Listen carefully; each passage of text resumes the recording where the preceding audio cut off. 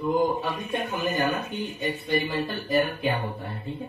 तो experimental error का use हम एक्सपेरिमेंटल एरर को फाइंड करने के लिए हम ये प्रिंसिपल यूज करते हैं, रेप्लिकेशन, रेंडमाइजेशन, लोकल कंट्रोल।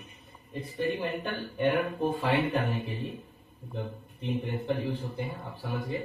तो एक्सपेरिमेंटल एरर जो है जब हम फाइंड कर लेते हैं तो इससे ये पता लग जाता है कि यील्ड में जो वेरिएशन है वो ट्रीटमेंट की वजह से ज्यादा है कि एक्सपेरिमेंटल एरर की वजह से ज्यादा है। अगर एक्सपेरिमेंटल एरर की वजह से है तो हम कह सकते हैं कि मतलब दोनों वैरायटी नहीं ठीक है, या कह सकते हैं कि अगर एक्सपेरिमेंटल एरर कम है तो कह सकते हैं कि हम वी वैरायटी ज्यादा अच्छी है ए वैरायटी से, और हम फार्मर को रिकमेंड कर सकते हैं ये वैरायटी कि बी वैरायटी आप लगाइए जो अच्छी यील्ड दे रही है और ये वैरायटी को मत लगाइए। तो एक्सपेरिमेंटल एरर को कैलकुलेट करने के लिए रेप्लिकेशन, रेंडमाइजेशन और लोकल कंट्रोल यूज करते हैं। रेप्लिकेशन क्या करता है? एस्टिमेट करता है, एक्सपेरिमेंटल एरर का एस्टिमेशन करता है, ठीक है, एस्टिमेशन ऑफ एक्सपेरिमेंटल एरर। और रेंडमाइजेशन क्या करता है? Valid estimate. वैलिड एस्टिमेट का मतलब कि एग्जैक्ट एस्टिमेशन करता है एक्सपेरिमेंटल एरर का। और लोकल कंट्रोल क्या करता है? ये करता है मिनिमाइजेशन ऑफ एक्सपेरिमेंटल एरर, ठीक है, मिनिमाइजेशन ऑफ एक्सपेरिमेंटल एरर, ठीक है। तो जनरली एप्लीकेशन को भी कहा जाता है, ये तीनों काम करता है, एस्टिमेट भी करता है और वैलिड एस्टिमेट भी करता है और मिनिमाइजेशन भी करता है।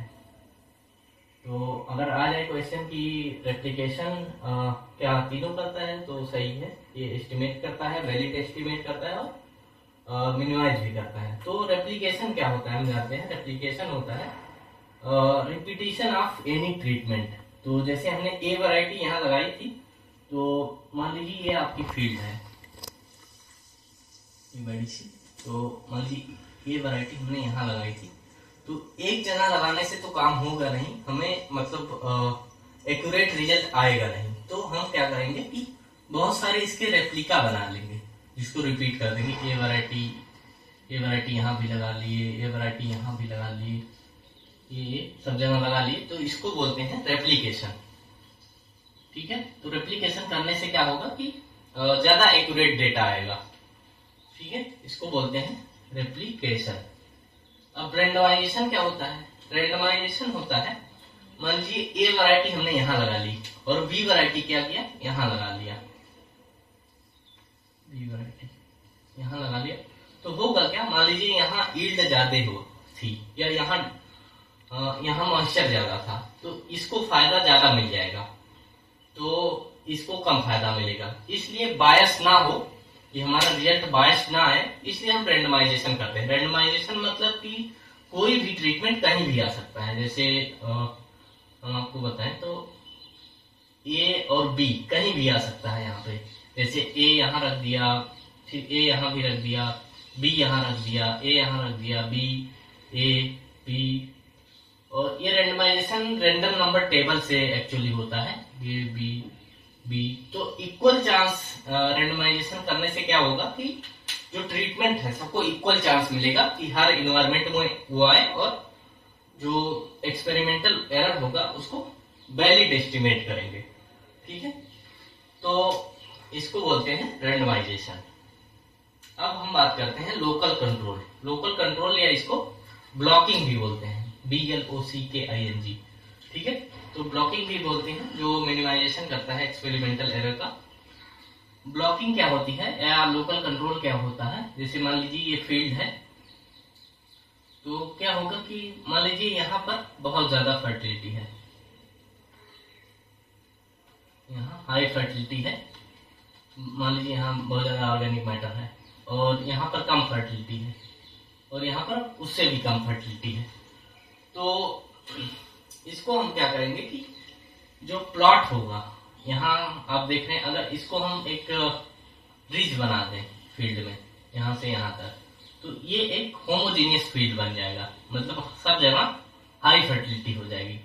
तो इसको होमोजीनियस बनाने के लिए, मतलब सेम बनाने के लिए इसको हम ब्लॉकिंग करते हैं, जिसको हम लोकल कंट्रोल भी बोलते हैं। अब यहाँ से भी बना देंगे ब्लॉक, इससे क्या होगा, ये मीडियम फर्टिलिटी की हो जाएगी, और इससे और यहाँ क्या हो जाएगा, लो फर्टिलिटी हो जाएगा। तो इस प्रकार से 3 ब्लॉक बन गए हमारे, लो फर्टिलिटी, मीडियम फर्टिलिटी और हाई फर्टिलिटी। और तो इसी को हम बोलते हैं लोकल कंट्रोल या ब्लॉकिंग। तो ये हमने जाना एक्सपेरिमेंटल डिजाइन और उसके प्रिंसिपल जाने। अब हम आगे जानेंगे डिफरेंट टाइप के डिजाइन के बारे में, कि कौन सी कंडीशन में कौन सी डिजाइन यूज होती है, सीआरडी कहाँ यूज होती है, आरबीडी कहाँ यूज होती है, और एलएसडी कहाँ यूज होती है, स्प्लिट प्लॉट कहाँ यूज होती है।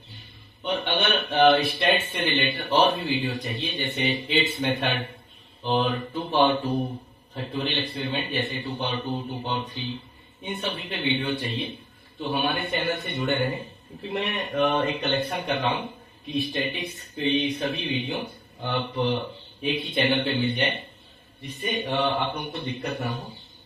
तो अगर आप स्टैट्स पढ़ने के इच्छुक हैं तो हमारे चैनल को फॉलो करें। धन्यवाद।